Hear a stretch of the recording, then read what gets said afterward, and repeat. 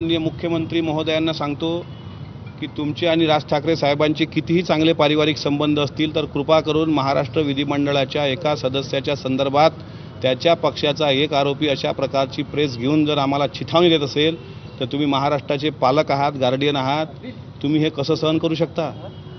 शिंदे साहेब, माझा तुम्हाला प्रश्न आहे की माझा जीव गेल्यानंतर शांत होणार आहात का तुम्ही? आणि हा याच्या बापजादे आले खाली स्वर्गातून, याच्या 7 पिढ्या जरी आल्या या दुर्बाळ्याच्या, अमोल मिटकरीच्या केसालाही तो धक्का लावू शकत नाही, कारण त्याच्यासोबत फक्त मनसेचे गुंडे आहेत. अमोल मिटकरी के साथ महाराष्ट्रातली आंबेडकरी जनता आहे, हे त्यानं विसरू नये. तू कुठेही खेळ, निळ्या झेंड्याला खेळशील तर तुझी हाळही मोजल्या जाणार. पारिवारिक संबंध तुमच्यावरच्या कारवाई तुमच्या संदर्भात तुम्हाला न्याय देण्याच्या आड येते असं तुम्ही आता बोलला, तर तुमचा थेट आरोप आहे का असा की पारिवारिक संबंध मुख्यमंत्र्यांचे? काय म्हणलं पाहिजे मग? मी महाराष्ट्र विधिमंडळाचा मी सदस्य आहे. महाराष्ट्र विधिमंडळाच्या दोन्ही सभागृहाचे मुख्यमंत्री सभासद आहे. कॅमेऱ्यात पाहूनच बोलतो, मला समजते कुठं पाहायचं. महाराष्ट्राच्या दोन्ही सभागृहाचे सन्मान्य मुख्यमंत्री सदस्य आहेत. एका आमदारावर हल्ला झाला. मला अपेक्षा अशी आहे की महाराष्ट्राच्या मुख्यमंत्र्यांनी जर विचारपूस केली असती की अमोल ठीक आहेस ना, जशी अजितदादांनी केली, जशी देवेंद्र फडणवीस साहेबांनी केली, त्यांनी पण करायला पाहिजे होती. अंबादास दानवे, आता ते तर वैचारिक, आता शेवटी राजकीय आमचे वेगळे पक्ष आहेत. स्वतः विरोधी पक्षनेते अंबादास दानवेंनी माझी चौकशी केली की काही लागलं आहे का, घरात सगळे सुरक्षित आहेत का, अशा प्रकारे सगळेजण विचारतात. आणि महाराष्ट्राचे मुख्यमंत्री तर आमदाराच्या बाबत विचारत नाहीत, म्हणजे हा गुंडा कोणाच्या जीवावर उडतोय तिथं ते तरी सांगा. मिटकरींना न्याय मिळाला नाही पाहिजे, याच्या मागे नेमकं पोलिसांमधला कोणता अधिकारी आहे? तुम्ही थेट कोणाचं नाव घेणार आहात? सर्व अकोला पोलीस, टोटल सर्व पोलिसांची तक्रार, सर्व अकोला पोलिसांची यासाठी चौकशी झाली पाहिजे. जर मला न्याय द्यायचा असेल ना महाराष्ट्राच्या मुख्यमंत्र्यांना, तर मला जिवंतपणे द्या, मेल्यावर नका देऊ. यांचे सर्वांचे CDR काढा. RJ हॉटेलला हे गळाभेट कशी घेऊ शकता आरोपीची? LCBचा कोण अधिकारी आहे जो गुंडांना मोकाट सोडतो? त्यांनी सोपं समजलं का? एक अमोल मिटकरी मरून जाईल पण न्याय घेऊनच मरेल, तसा नाही मरणार. आणि तुमच्या माध्यमातून मी सांगतोय, जर मुख्यमंत्री आणि उपमुख्यमंत्री मला टीव्हीवर पाहत असतील तर हे बरं नाही चित्र महाराष्ट्रासाठी. अशा प्रकारे जर खुनशी लोक सत्तेमध्ये तुम्ही बसवले त्या राज ठाकरेंच्या पक्षासारखे, महाराष्ट्रात आग लागेल, आग. गोरगरीब लोक मरून जातील.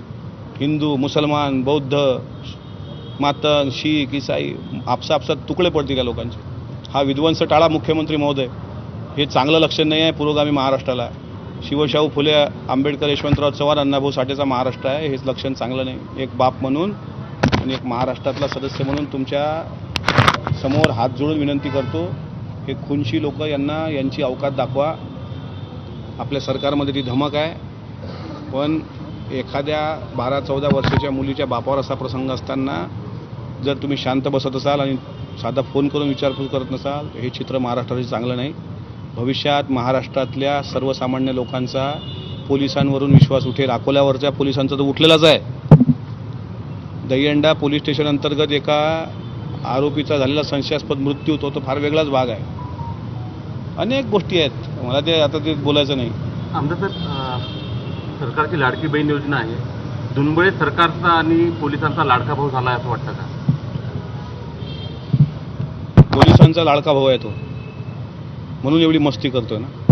आणि पोलिसांचा म्हणजे अकोला पोलिसांचं त्या दुनबाळेवर विशेष प्रेम आहे. तो त्यांचा भाऊ आहे की यांचा जावई लागतो, हे एकदा पोलिसांनी सांगावं. मी तुमच्या चॅनलसमोर अकोला पोलिसांना विनंती करतो, त्यांनी त्यांची रिव्हॉल्वर काढावी आणि माझ्या डोक्यात 6च्या 6 गोळ्या टाकाव्या, पण मला न्याय भेटल्याशिवाय मी उठणार नाही. एका गुंडाच्या हातून मेल्यापेक्षा पोलिसांच्या हातून मेलेलं चांगलं ना. कारण पोलिसांचं वाक्य काय आहे? सदरक्षण आहे, खलनिग्रहण आहे. इथं काय केलं अकोला पोलिसांनी? खलरक्षण आहे आणि सदनिग्रहण आहे. म्हणजे जे हरामखोर आहेत त्यांना तुम्ही रक्षण देत आहे, आणि जो प्रामाणिकपणे एका संविधानिक पद्धतीनं त्या आंदोलनाला सामोरं गेला. माझ्या कुठल्याही कार्यकर्त्यांनी अकोला जिल्हा, फक्त एक सांगतो, अकोला जिल्ह्यातली कायदा सुव्यवस्था बिघडू नये याकरता मला स्वतः सिव्हिल लाईन पोलीस स्टेशनचे PI अजित जाधव भेटायला आल्यानंतर मी त्यांना शब्द दिला होता की आम्ही कालचा मोर्चा रद्द करू, कारण एका मुलाचा अंत्यसंस्कार आहे. मी आमच्या जिल्हाध्यक्ष कृष्णराव अंधारे यांना सांगितलं आणि विनंती केली की तो कालचा मोर्चा रद्द करा. एका शब्दात राष्ट्रवादीने तो रद्द केला. एवढी नैतिकता आमची आहे. का? पोलिसांवर आमचा विश्वास होता. काय झालं आज सकाळपासून? तो कोण टप्परशाप तिकडचा पकडला काय गालट ज्यानं कुंडी मारली. अरे हा त्याचा बाप कुठं लपलाय, तो साबळ्या सुटलाय, तो जाहीर बोलतोय, चिथावणी देतोय.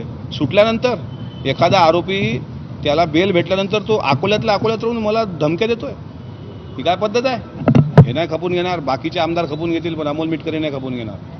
अजूनही कर्णबाळा माध्यमांशी बोलतो लाईव्ह. माजलाय तो, आणि खालच्या पातळीमध्ये टीका करून माजलाय आणि त्याला माजायला प्रवृत्त अकोला पोलिसांनीच केलं. यांनी जर त्याच दिवशी मुसके आवडले असते ना, हिंमत नसती झाली कोणाची. पण अकोला जिल्ह्यात शांतता राहू नये हे अकोल्याच्याच लोकांना का वाटतं. पण मी सांगतो तुम्हाला पत्रकार भावांनो, जे चित्र चाललं हे बरोबर नाही. कोणाचा जीव घेऊन जर त्याला जीव घ्यायला पोलीस सपोर्ट करत असतील तर माझा पोलिसांवर नाही पण या संविधानावर विश्वास आहे. डॉक्टर बाबासाहेब आंबेडकरांनी हे संविधान दिलं त्यावर माझा विश्वास आहे, माझ्या कुटुंबाचा विश्वास आहे, माझ्या लेकरांचा विश्वास आहे. कुछ भी हो जाए हम पीछे नहीं हटेंगे. मारतो, चिल्लर, फालतू असे शब्द तुमच्या संदर्भात लाईव्ह प्रेसमध्ये ते बोलले. तो मारायची सुपारीच घेतली ना, पण तो कोणाच्या भरोशावर मारतोय? पोलिसांच्याच भरोशावर ना. एखादा किती मोठा आरोपी असला, अरे हा जर मर्द असता ना, मर्द एखादा हल्ला केल्यावर कसा लष्कर येतोय बा म्हणतोय की आम्ही हल्ला केला, आम्ही ते जबाबदारी स्वीकारतो. हे मर्द आहेत का? मग यांच्यापेक्षा तर लष्कर येतोय बा पुरलं.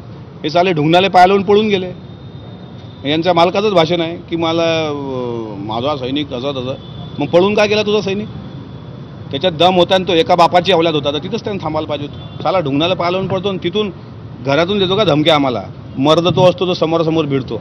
सांग कुठं यायचं, एकटा ये, पण तुझी ते रानडुकरं नको आणू सोबत, एकटा ये, एकटा. तुझ्या माईनं दूध पाजलं असेल आणि मग अमोल मिटकरीशी भीड ना. माझ्यावर काय नीच बोलताना बोलता आम्हाला येत. जर जास्त संस्कृतीच्या बाहेर बोललो तर पक्षातून हकालपट्टी होईल माझी. पक्षाची ही विचारधारा नाही, अमोल मिटकरी वाह्यात बोलला हकालपट्टी. राजकारणाच्या भरोशावर नाहीच ना मी. माझा फुलेशाह आंबेडकर शिवाजी महाराजांचा विचार महाराष्ट्रात जिवंत आहे. हकालपट्टी होईल, हे गोळ्या मारतील, हे गोळ्या मारणार आहेत मला आज. अकोला पोलीस त्यांच्या रिव्हॉल्वरच्या 6 गोळ्या अलर्टवर ठेवलेल्या आहेत त्यांनी. माझा मृत्यू जर झाला तर त्याला कर्णबाळा दोषी जितका असेल त्यापेक्षा जास्त अकोला पोलीस दोषी असेल, हे तुमच्या प्रसार माध्यमांसमोर मी सांगतो. जर त्याला आवरत नाही, तुम्ही साला उघडा प्रेस घेतोय, कोणाच्या भरोशावर हिंमत करतोय, हरामखोर. त्याला आवरा, त्याला आणा मुसके आवडून, मग बोलवा मला चर्चेला. मी उठतच नाही आज, काही होऊ द्या. तुम्ही आणा दिवसभर, तुम्ही इथंच थांबा, जाऊ नका.